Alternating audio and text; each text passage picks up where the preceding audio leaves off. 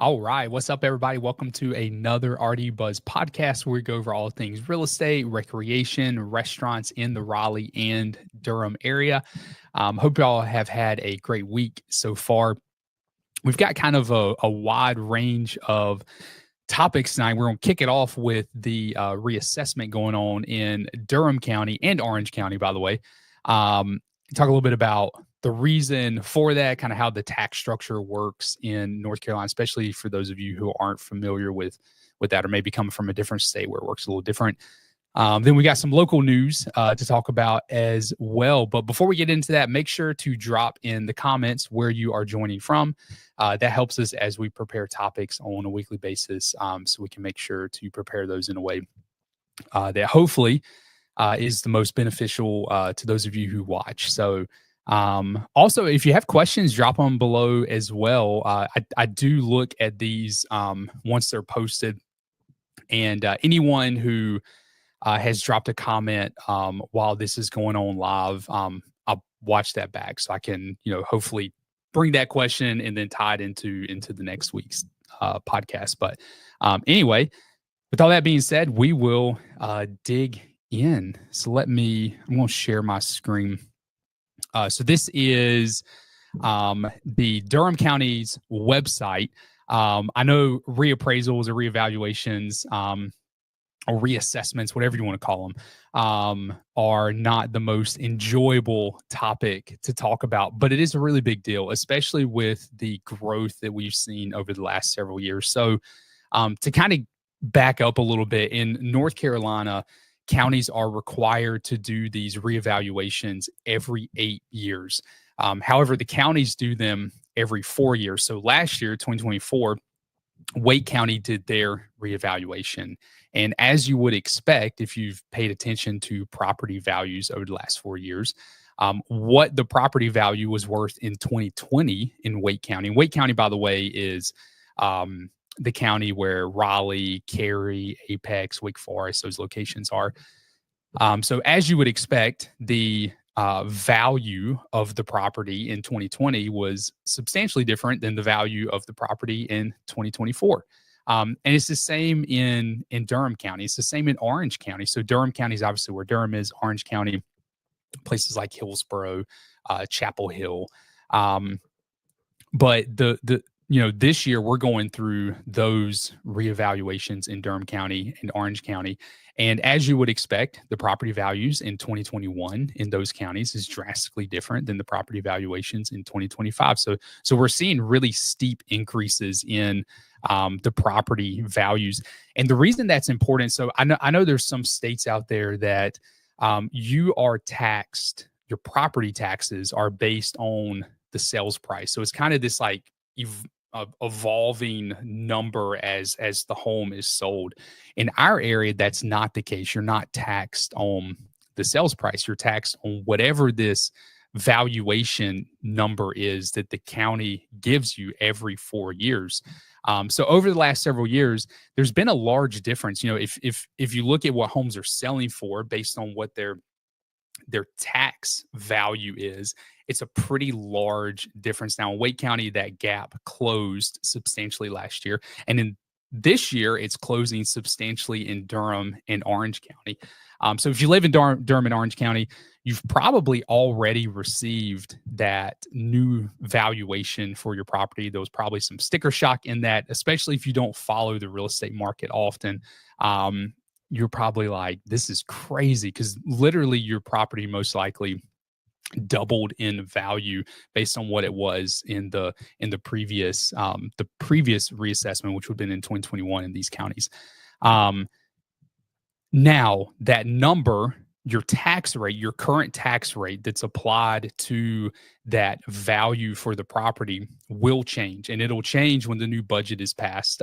So most likely in the June, I don't know the specific date, but sometime in the June timeframe is when we'll get the new tax rate, the new property tax rate for Durham County. So your taxes, if you're looking at your current tax rate and you're multiplying that by the new valuation, that's not the correct number, because that tax rate is going to adjust, and it will most likely adjust downward because that number can only equal essentially what the budget is. So they're going to pass the budget, and then the tax rate will basically fund the budget, whatever that new tax rate is. So in Wake County, it was really helpful last year because they gave a calculator, and you could go to Wake County's website. You could type in your address. I actually did this for a handful of clients who were curious about taxes. You could type in into this webpage an address, and it would kick out, this was your old property valuation. This is your new property valuation.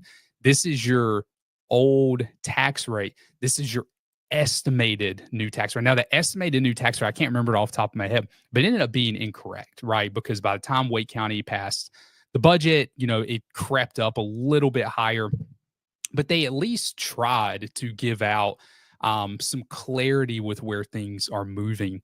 Unfortunately, Durham and Orange County have not rolled out a similar feature, which I think would be really helpful for folks. If folks could go in and they could plug in their address and they could see, okay, this is where we were. This is where they think we'll end up, even if it's wrong, just an effort to kind of, ease some of that anxiety for folks, I think would be really helpful. But all that to say, your tax rate is going to adjust. It adjusted in Wake County downward pretty substantially, but folks ended up still with the higher values of their property ended up for the most part paying more than what they had paid in the past, and that's probably something similar to what we'll see in Durham County and Orange County, where our property values go up, our tax rate adjusts down.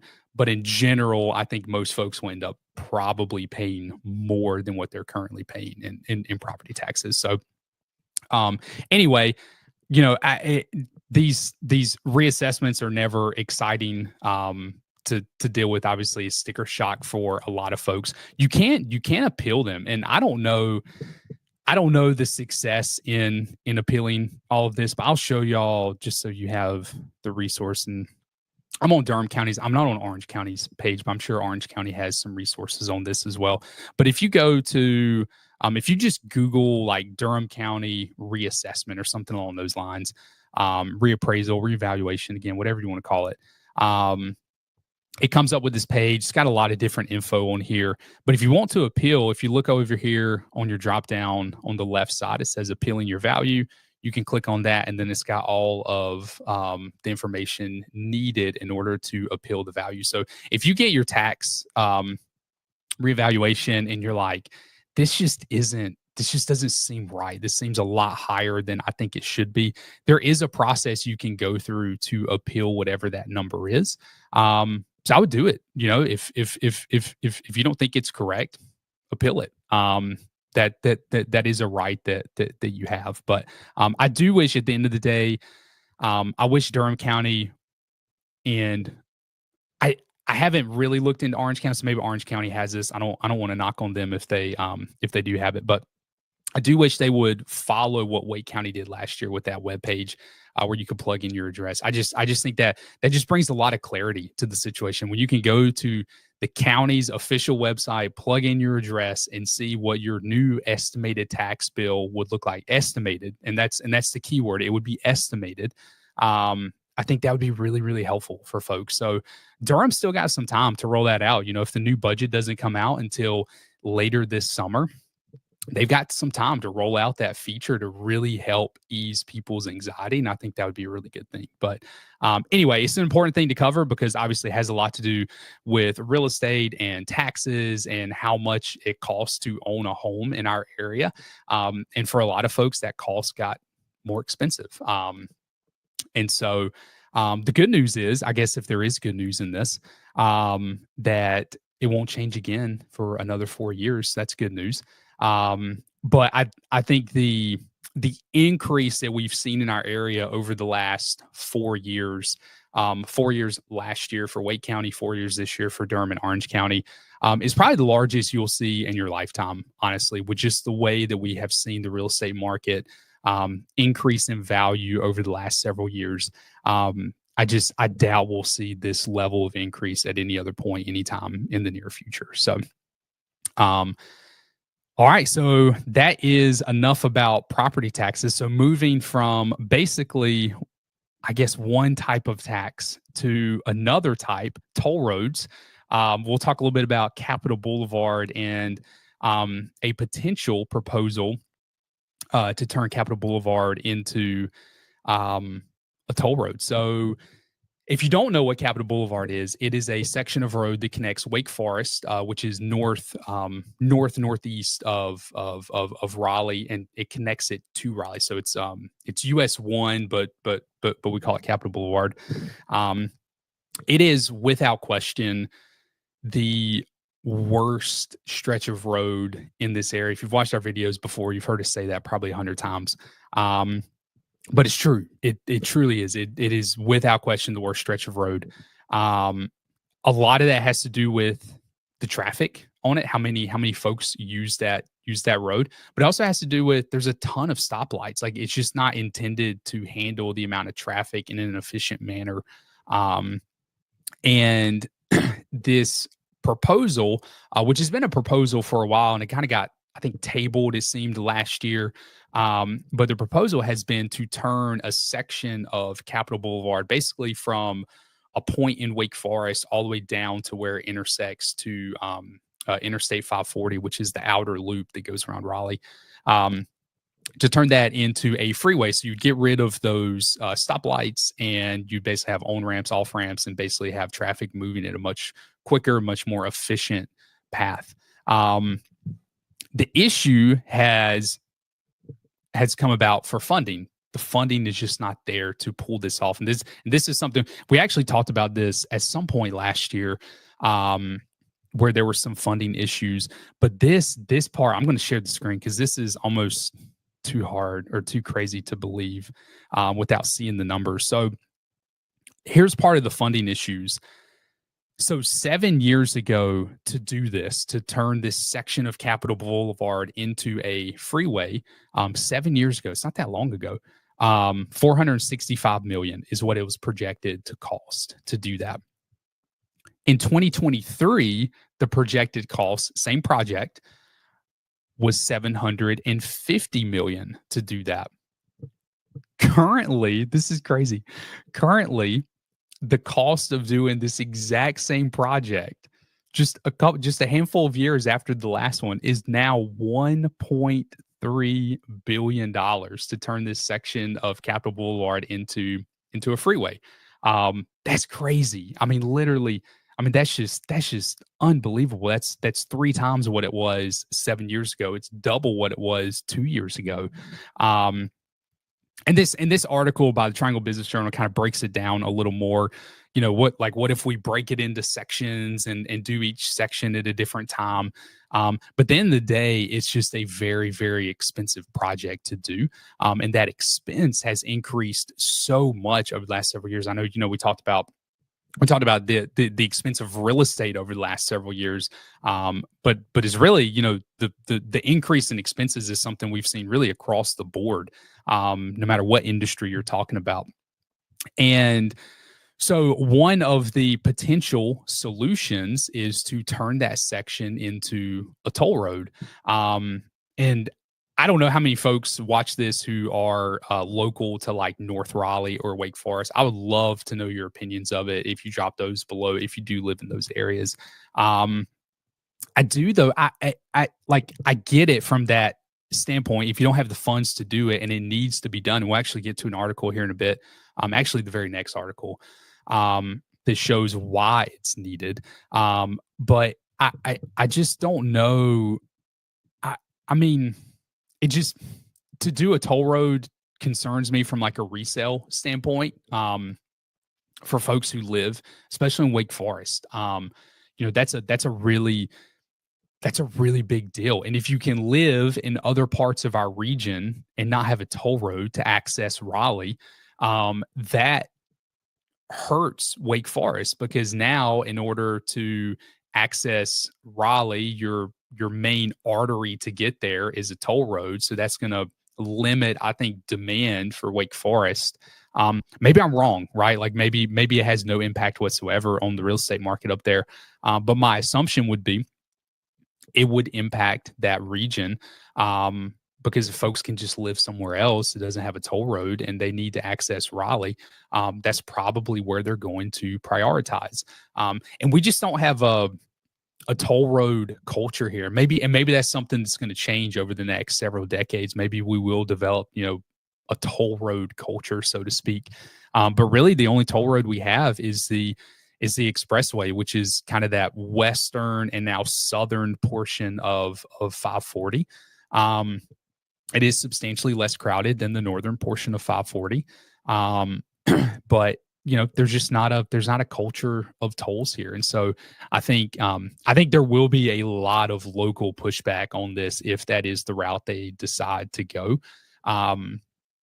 But I think some of that local pushback could be justified, especially from the folks who live in Wake Forest, because I would see a scenario, probably a very likely scenario, where the real estate market in Wake Forest would be impacted by that. But at the end of the day, this is something that really will need to be done. I think probably the path folks are going to want to take is the path where the state gets the funds to do it, and they do it without the toll section. So, but anyway, it caught my eye because it was a recent article, and it looks like there's been several meetings that will be taking place over this month, or maybe just one meeting taking place where this is going to be a discussion on the table for turning that section of Capital Blvd into a toll road. So, but the reason I know I said the next article was going to get into the reason why this needs to be done, not the toll portion, but the road upgraded to a freeway. And I'll share this because this is pretty fascinating. So by 2030, which isn't that far away, which is like when I first saw the article, I was like 2030, that's a long way away. But it's not. That's 5 years away. That's crazy. North Carolina is expected to be the 7th most populous state in the country, which is crazy. And a lot of that population is going to be obviously more in the urban areas. So our region is going to be a main benefactor of that. The Greensboro area is going to benefit from that population growth. The Charlotte region is going to benefit from that population growth. So we're going to become a much more urban state than what we are right now. And this blew my mind right here. It said Klein. I'm not sure who state. Okay, Michael Klein. So projected that North Carolina's population would grow by 4.3 million in the next 35 years. So now we're talking more obviously than 2030. We're talking pretty far out until 2060. And that the size of the triangle and so the if you don't know where the triad is Greensboro, High Point, Winston-Salem, which is this area right in here. So it's just west of our region. This is insane. In the next 35 years, the triangle, which is our region, and the triad combined population is expected to be 15.4 million by 2060. That's literally mind blowing. And if we reached that level of population, like these areas almost begin to merge in a way, right? Because of, some of this kind of like in between area, like in Alamance County, that's like, I feel like Alamance County is like half triangle, half triad. You have that kind of population growth, like this region almost becomes one in a way, just based on how many people live here. I mean, that's crazy. And I didn't even notice this when I was reading through the article before hopping on here. So the state population by 2030 is expected to be 11.7 million. But what I just read to y'all was 15.4 million by 2060 in just those two regions in the state, which is crazy. So those two regions will have more people in them than the entire state does. the entire state in 2030, these two regions will have more than that in 2060. But anyway, this is literally just mind blowing. So, but when you look at that kind of population growth, I probably just butchered everything that I meant to say, but hopefully y'all are tracking with me. But the point of all of this, other than just how crazy it is, if that does become true, and by the way, if North Carolina does follow this trajectory that this gentleman is projecting, we'll have a higher population than Georgia by 2030, which is crazy.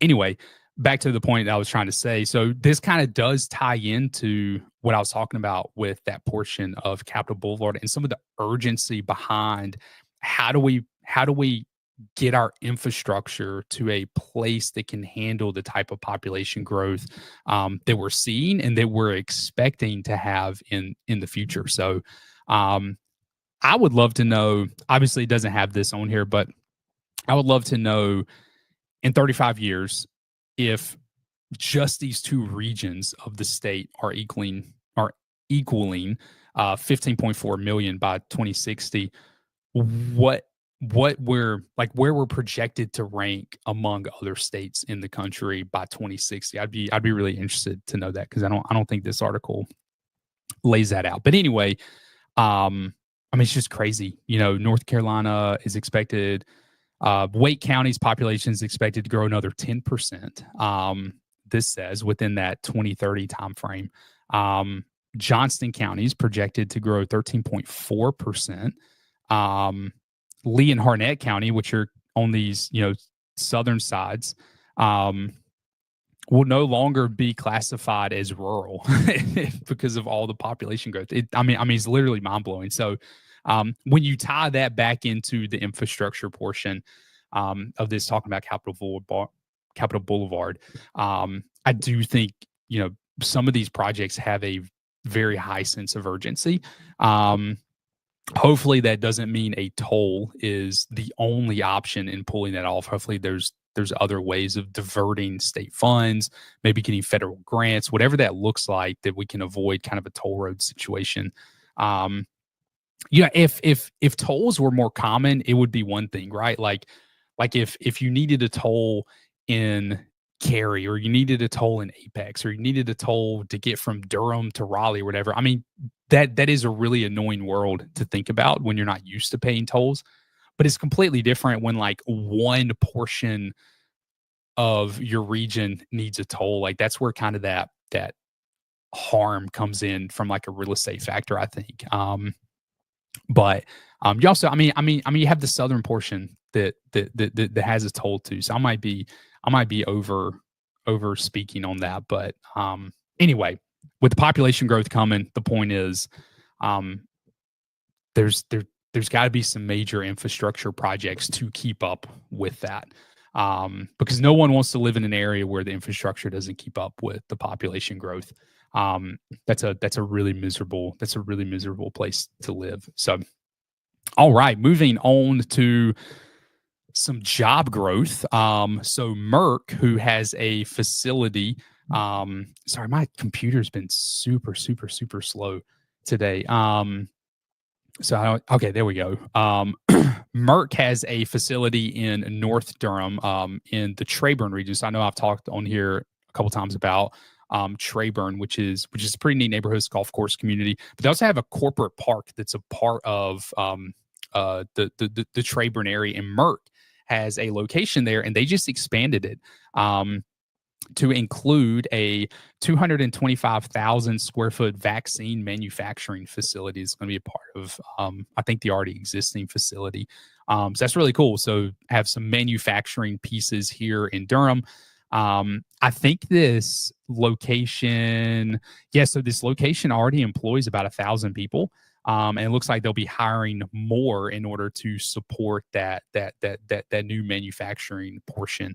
But that is, I think, according to this article, it's already opened. So, that's real with, manufacturing jobs coming into our area. Our area is already, when it comes to this kind of like, medical scene or biomedical scene, like our area performs really well. So anyway, I think, highlighting this story is really cool. I actually had someone reach out not too long ago about, manufacturing specific jobs, and they're kind of spread out throughout the area. But when it comes to like health portions like this, pharmaceutical companies, there's a lot that goes on in our area. And not a lot of people know about that kind of North Durham, like corporation area that's in Trayburn. So, but it's good that it's going to add some more jobs. All right, moving on to South Street. So we've already talked a lot about this. I'm not gonna dig into it too much, but long story short, Hat Amphitheater is moving, and it's moving literally right across the street. In order to pull that off, they're going to have to close South Street. And it looks like it's going to be closing next month. So if you use South Street, this will be the last times you'll essentially have the option to use it. So if you're driving downtown Raleigh and you see it closed, that is the reason for that. But again, we put out a live several weeks ago, actually multiple lives, where we kind of go in depth to what the new Hat Amphitheater is going to look like, how many people it's going to sit, what the reason for the move is. I'm not going to rehash all that here, so feel free to go back and watch those. But I am excited that it's staying downtown Raleigh, which is a really good thing. All right, we will end on this. So Dix Park, which is a park downtown Raleigh, kind of near like the NC State area, is doing quite a bit of renovations there. And I think the goal of Raleigh is really to kind of turn it into like more of like a destination park. And they're going to be adding their first location to eat. It's going to be called, where is it in here? Oh, goodness. It's going to be part of this playground area, the Gibson Play Plaza, which we did a video highlighting that a couple of months ago now at this point. Top things coming to the Raleigh area in 2025. And this is going to be a really, really, really cool playground. We actually, part of the B-roll that we used for the video was kind of like a fly through almost of what the park is going to look like. And you can see that on their website. It's going to be really, really, really cool, I think. Here we go. House of Many Porches is what the location is going to be. It's going to include sandwiches, coffee, desserts, beer, and wine. And it's actually it's going to be owned by a father and son duo who are the same ones that own the Bark Bar in downtown Cary Park. So they've already got experience adding these, food venues into the local parks. So I think that's really cool, because that, it definitely adds something to the downtown Cary Park. I'm sure it's going to add something to this new play area in Dix Park as well. But I am really excited about the renovations going on in Dix Park. I'm excited about this play plaza that's coming. I think it's going to be a really, really, really cool spot for families. So, but anyway, that is all that I've got for today. I hope y'all have a wonderful weekend. And by the way, again, make sure to put in the comments where you're joining from. Also, make sure to drop into the comments any questions you may have. If you put a question and I miss it, I'm really sorry. Please put it back in there again. I don't intend to miss it. I do legitimately look at the end of these and try to jot those down for the next live. But anyway, make sure to add those below. But I hope y'all have a great weekend, and we'll see y'all next time. Bye, y'all.